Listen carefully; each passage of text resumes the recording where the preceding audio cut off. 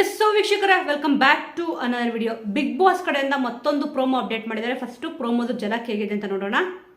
ಅಭಿ ಹತ್ರ ಹೋದ್ರು, ವರ್ಕ್ ಆಗ್ಲಿಲ್ಲ. ನನ್ನ ಹತ್ರ ಬಂದ್ರು, ವರ್ಕ್ ಆಗ್ಲಿಲ್ಲ. ಇವಾಗ ಸೂರಜ್ ಹತ್ರ ಮಾತಾಡ್ಕೊಂಡಿದ್ದಾರೆ ಅಂತ ಹೇಳಿದಂತೂ ನಿಜ. ಎಸ್, ನೋಡಿದ್ರಲ್ಲ, ಇವಾಗ ಇಲ್ಲಿ ರಾಶಿಕ್ ಅವ್ರಿಗೆ, ಧ್ರುವಂತ್ ಅವ್ರಿಗೆ, ಕಾವ್ಯ ಅವ್ರಿಗೆ ಜಗಳ ಆಗಿದೆ. ಇಲ್ಲಿ ಒಂದು ವಾರದಿಂದ ಅಬ್ಸರ್ವ್ ಮಾಡ್ಕೊತ ಬಂದ್ರೆ ಯಾವಾಗ ಇಲ್ಲಿ ಧ್ರುವಂತ್ ಅವರು ಗಿಲ್ಲಿಯವ್ರ ಜೊತೆ ಜಗಳ ಆಡಿದ್ರು ಸ್ವಲ್ಪ ಹೈಲೈಟ್ ಆಗಿ ಇಲ್ಲಿ ಕಾಣಿಸ್ತಿದ್ದಾರೆ. ಅಂದ್ರೆ ಮೈನಸ್ ಆಗಿ ಕಾಣಿಸ್ತಾ ಇರ್ಬೋದು, ನೆಗೆಟಿವ್ ಆಗಿ ಕಾಣಿಸ್ತಾ ಇದ್ರು ಕೂಡ ಅವ್ರದ್ದು ಇವಾಗ ಪ್ರೋಮೋಗಳು ಜಾಸ್ತಿ ಬರ್ತದೆ. ಇಲ್ಲಿ ಈ ವಾರ ಅವ್ರು ಹೋಗ್ತಾರಂತನೋ ಅಥವಾ ಬಿಗ್ ಬಾಸ್ ಮೇಲೆ ಅವರು ಜಾಸ್ತಿ ದಿವಸ ಉಳ್ಕೊಂತಾರಂತನೋ ಗೊತ್ತಿಲ್ಲ. ಇಲ್ಲಿ ಮೇಯ್ನ್ ಆಗಿ ಒಂದು ಹುಡುಗಿ ಬಗ್ಗೆ ಕೆಟ್ಟದಾಗಿ ಮಾತಾಡಕ್ಕೆ ಯಾವೊಬ್ಬ ಹುಡುಗಿಗೂ ಕೂಡ ಇಲ್ಲಿ ಅಧಿಕಾರ ಇಲ್ಲ. ಇಲ್ಲಿ ಕಾವ್ಯ ಅವ್ರ ಹತ್ರ ಧ್ರುವಂತ್ ಅವರು ಒಂದು ಮಾತನ್ನ ಹೇಳಿದ್ದಾರೆ. ಅದನ್ನ ಇಲ್ಲಿ ರಾಶಿಕ್ ಅವ್ರು ಬಂದ್ಬಿಟ್ಟು ಕೇಳಿದ್ದಾರೆ. ಇವಾಗ ನೀವು ಕೊಟ್ಟಿದ್ರಲ್ಲ ಆ ಒಂದು ಲೈನು ಕಾವ್ಯ ಹತ್ರ ಹೋಗ್ಬಿಟ್ಟು ಹೇಳಿದಿರಲ್ಲ, ಅದು ಸರಿ ಇಲ್ಲ ಅಂತ ಅಂದ್ಬಿಟ್ಟು ಇಲ್ಲಿ ರಾಶಿಕ್ ಅವ್ರು ಬಂದು ಕೇಳ್ತಿದ್ರೆ, ಇವರೊಂದು ಹೇಗೆ ಅಂತಂದ್ರೆ ಲಾಸ್ಟ್ ಇದು ಬಿಗ್ ಬಾಸ್ ಅಲ್ಲಿ ತಗೊಳ್ಳೋದಾದ್ರೆ ಇಲ್ಲಿ ಮೋಕ್ಷಿತ್ ಅವರು ತ್ರಿವಿಕ್ರಮ್ ಅವ್ರಿಗೆ ಒಂದು ಮಾತು ಹೇಳಿದ್ರು, ಗೋಮುಖ ವ್ಯಾಘ್ರ ಅಂತಂದ್ಬಿಟ್ಟು. ಧ್ರುವಂತ್ ಅವ್ರನ್ನ ನೋಡಿದ್ರೆ ಹಾಗೆ ಅನ್ನಿಸ್ತದೆ, ಒಂದು ವ್ಯಾಘ್ರ ಥರ. ಯಾಕಂದರೆ ಪ್ರಾಣಿಗಳಿಗೆ ಹೋಲಿಸ್ಬಾರ್ದು, ಯಾಕಂದರೆ ಪ್ರಾಣಿಗಳಿಗೆ ಇರೋಷ್ಟು ನಿಯತ್ತು ಮನುಷ್ಯರಿಗೆ ಇರಲ್ಲ. ಆದರೆ ಇವ್ರದೊಂದು ಮುಖ ಆ ರೀತಿಯಾಗಿ ಇದೆ, ಒಂದು ವ್ಯಾಘ್ರ ಥರ ಇದೆ ಅಂತ ಅಂದ್ಬಿಟ್ಟು ಇಲ್ಲಿ ಅನ್ನಿಸ್ತದೆ. ಇಲ್ಲಿ ಕಾವ್ಯ ಅವ್ರು ನೀಟಾಗಿ ಇಲ್ಲಿ ಹೇಳಿದ್ರು, ರಾಶಿಯವರು ಅಭಿ ಹತ್ರ ಹೋದ್ರು, ವರ್ಕ್ ಆಗಲಿಲ್ಲ. ನನ್ನ ಹತ್ರ ಬಂದರು, ವರ್ಕ್ ಆಗಲಿಲ್ಲ. ಇವಾಗ ಸೂರಜ್ ಹತ್ರ ಹೋಗ್ಬಿಟ್ಟು ಮಾತಾಡ್ತಾ ಇದ್ದಾರೆ ಅಂತಂದ್ಬಿಟ್ಟು ಇಲ್ಲಿ ಅವ್ರು ಹೇಳಿದಂತೂ ನಿಜ ಅಂತ ಕಾವ್ಯ ಅವರು ಹೇಳಿದ್ರು. ಇಲ್ಲಿ ಅವರು ಸುಳ್ಳು ಹೇಳ್ತಾ ಇದ್ದಾರೆ ಅಂತಂದ್ಬಿಟ್ಟು ರಾಶಿಕಾ ಅವ್ರಿಗೂ ಕೂಡ ಅನಿಸಿಲ್ಲ. ಆಲ್ಮೋಸ್ಟ್ ಇಲ್ಲಿ ರಾಶಿಕಾ ಅವ್ರಿಗೆ ಕಾವ್ಯ ಅವ್ರನ್ನ ಕಂಡ್ರೆ ಆಗಲ್ಲ, ಬಟ್ ಅವ್ರು ಹೇಳಿದ ಮಾತು ನಂಬಿದಾರಲ್ಲ. ಯಾಕಂದ್ರೆ ಅವ್ರ ಬಗ್ಗೆ ಈ ರೀತಿಯಾಗಿ ಮಾತಾಡ್ತಾರೆ ಧ್ರುವಂತ್ ಅವರು ಅಂತಂದ್ಬಿಟ್ಟು ಎಲ್ರಿಗೂ ಕೂಡ ಇಲ್ಲಿ ಗೊತ್ತಿದೆ. ಈ ಒಂದು ವಿಚಾರ ಇಲ್ಲಿ ಅರ್ಧಕ್ಕೆ ನಿಲ್ಲಲ್ಲ ಅಂತ ಕೂಡ ಗೊತ್ತಾಗ್ತಿದೆ.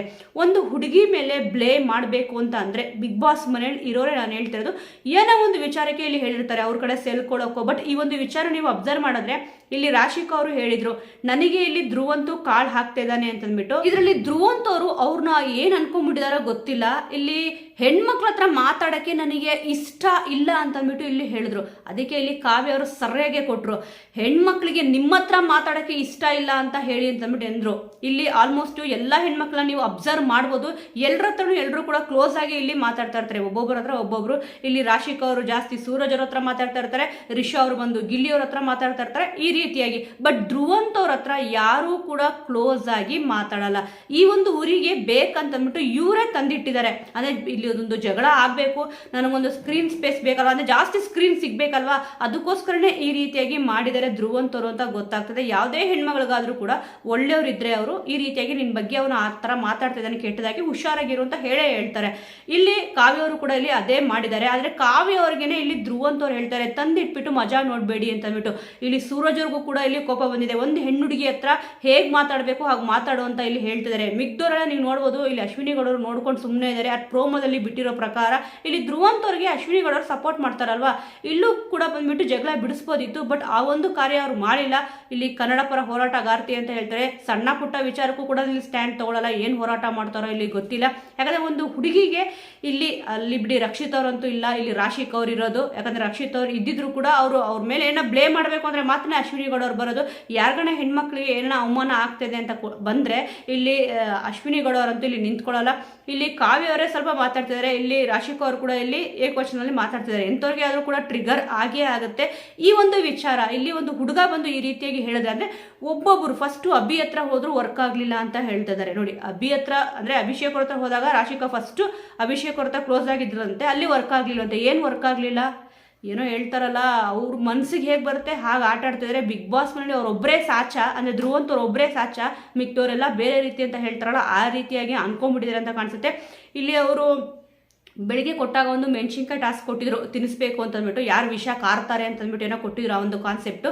ಅದರಲ್ಲೂ ಕೂಡ ಇಲ್ಲಿ ಧ್ರುವಂತ್ ಅವರು ತುಂಬ ಓವರು, ಎಲ್ಲರಿಗಿಂತ ಓವರ್ ಆಗಿ ಮಾತಾಡಿದ್ದೆ ಇಲ್ಲಿ ಧ್ರುವಂತ್ ಅವರು.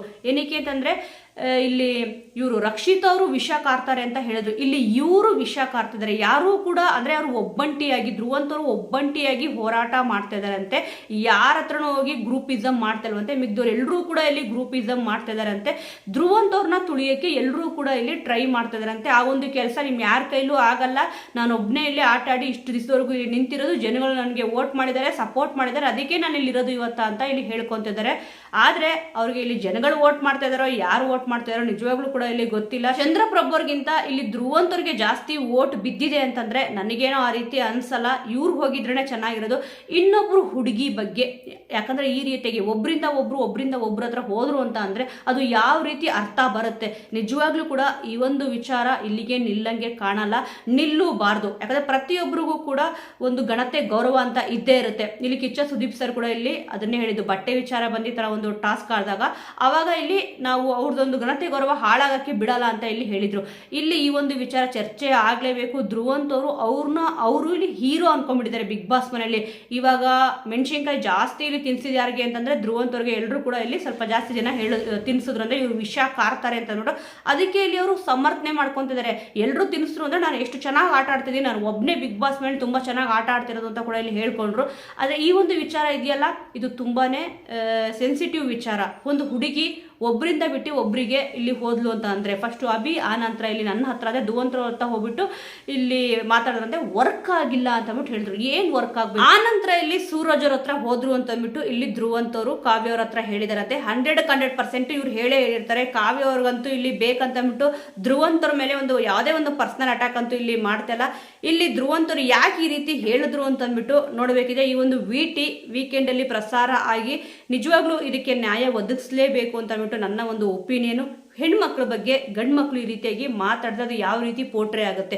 ಒಬ್ಬರನ್ನ ಬಿಟ್ಟು ಒಬ್ಬರಿಗೆ ಅಂತಂದ್ಬಿಟ್ಟು ಹೇಳೋದು ತುಂಬಾನೇ ತಪ್ಪು ಅಂತಂದ್ಬಿಟ್ಟು ಇಲ್ಲಿ ಅನಿಸ್ತದೆ. ಹೆಣ್ಮಕ್ಳ ಬಗ್ಗೆ ಗೌರವ ಇಟ್ಕೊಂಡಿರೋರು ಯಾರೂ ಕೂಡ ಈ ರೀತಿಯಾಗಿ ಮಾತಾಡಲ್ಲ. ಧ್ರುವಂತವ್ರು ತುಂಬಾ ಅತಿರೇಕಕ್ಕೆ ಹೋಗ್ತಾ ಇದ್ದಾರೆ. ಒಂದು ಫೂಟೇಜ್ಗೋಸ್ಕರ ಇಲ್ಲಿ ಏನೂ ಕಂಟೆಂಟ್ ಸಿಕ್ಕಿಲ್ಲ ಅಂತಂದ್ಬಿಟ್ಟು ಬೇರೆಯವ್ರನ್ನ ಬ್ಲೇಮ್ ಮಾಡಿ ಒಂದು ಫೂಟೇಜ್ ತಗೊಳ್ಳೋದು, ಇನ್ನೊಬ್ಬರನ್ನ ತುಳಿದು ಇನ್ನೊಬ್ಬರನ್ನ ಸೈಡ್ ಲೈನ್ ಮಾಡಿಬಿಟ್ಟು ಇಲ್ಲಿ ಅವರು ಮುಂದೆ ಬರಬೇಕು ಅಂತಂದ್ಬಿಟ್ಟು ಒಂದು ನೆಗೆಟಿವ್ ಆಗಿ ಮುಂದೆ ಬರ್ತಿದ್ದಾರೆ ಅವರು.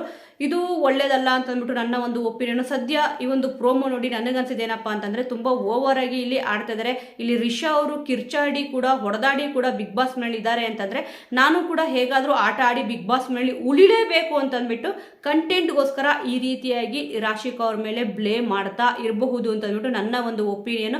ಹೌದು, ರಾಶಿಕಾ ಅವರು ಸೂರಜ್ ಅವ್ರ ಜೊತೆ ಜಾಸ್ತಿ ಮಾತಾಡ್ತಾರೆ. ಬಟ್ ಅದೇ ಫಸ್ಟ್ ಇಲ್ಲಿ ಅಭಿ ಅವ್ರ ಹತ್ರ ಹೋದ್ರು, ಆ ನಂತರ ಇಲ್ಲಿ ಧ್ರುವಂತ ಅವ್ರ ಹತ್ರ ಹೋದ್ರು, ಇಬ್ರು ಕೂಡ ವರ್ಕ್ ಆಗ್ಲಿಲ್ಲ.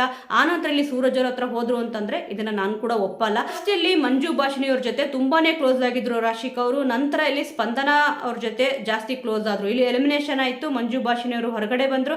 ಅದಾಗಿ ಜಸ್ಟನೆ ಇಲ್ಲಿ ಸ್ಪಂದನಾ ಅವ್ರ ಜೊತೆ ಜಾಸ್ತಿ ಕ್ಲೋಸ್ ಆಗಿ ಮಾತಾಡಕ್ಕೆ ಸ್ಟಾರ್ಟ್ ಮಾಡಿದ್ರು. ವೈಲ್ಡ್ ಕಾರ್ಡ್ ಅಲ್ಲಿ ಇಲ್ಲಿ ಸೂರಜ್ ಅವ್ರು ಬಂದಿದ ತಕ್ಷಣ ಸ್ವಲ್ಪ ಇಲ್ಲಿ ಮಾತಾಡಿದ್ರು. ಬಟ್ ಅವರು ಜಾಸ್ತಿ ನೋಡಿರೋದು ಸೂರಜ್ ಅವ್ರ ಜೊತೆನೆ. ಓಕೆ, ಅವ್ರಿಬ್ರದ್ದು ಫ್ರೆಂಡ್ಶಿಪ್ ಏನೋ ಅದು ಓಕೆ. ಇಲ್ಲಿ ಈ ಧ್ರುವಂತವ್ರು ಯಾಕೆ ಇದ್ರ ಬಗ್ಗೆ ಮಾತಾಡಬೇಕು? ಇಲ್ಲಿ ಬೇಡದಿರೋ ವಿಚಾರಕ್ಕೆ ಇವ್ರು ಯಾಕೆ ತಲೆ ಹಾಕಬೇಕು, ತಲೆ ದೂರಿಸ್ಬೇಕು?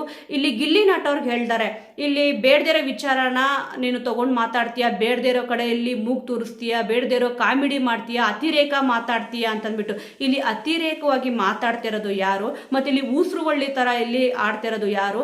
ಇಲ್ಲಿ ರಕ್ಷಿತ್ ಅವ್ರು ಹೇಳಿದ್ರು, ಮನ್ಸಲ್ಲೇ ಒಂದಿದೆ, ಅದು ಹೊರಗಡೆ ತೋರಿಸ್ಕೊಳ್ಳೋದೆ ಈ ಹಿ ಅಂತ ನಗ್ತಾರೆ ಅಂತ ಅಂದ್ಬಿಟ್ಟು ಹೇಳಿದ್ರಲ್ಲ, ಅದು ಕೂಡ ಇಲ್ಲಿ ಧ್ರುವಂತವರೇ ಮಾಡ್ತಾರೆ. ಪ್ರತಿಯೊಬ್ಬರಿಗೂ ಕೂಡ ಇವರೊಂದು ಆಕ್ಟಿಟ್ಯೂಡ್ ಬಿಗ್ ಬಾಸ್ ಮನೆಯಲ್ಲಿ ಇರೋರಿಗೆ ಕೆಲವೊಬ್ಬರು ಸ್ಪರ್ಧಿಗಳಿಗೆ ಇಷ್ಟ ಆಗ್ತಲ್ಲ.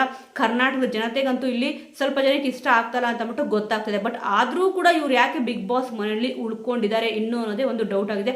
ವೀಕ್ಷಕರೇ, ಈ ಒಂದು ವಿಚಾರದ ಬಗ್ಗೆ ನಿಮ್ಮ ಒಂದು ಅನಿಸಿಕೆ ಅಭಿಪ್ರಾಯ ಏನಿದೆ ಅನ್ನೋದನ್ನ ಮಿಸ್ ಮಾಡದೆ ಕಮೆಂಟ್ ಮೂಲಕ ತಿಳಿಸಿ. ಮುಂದಿನ ವಿಡಿಯೋದೊಂದಿಗೆ ಮತ್ತೆ ಸಿಗೋಣ.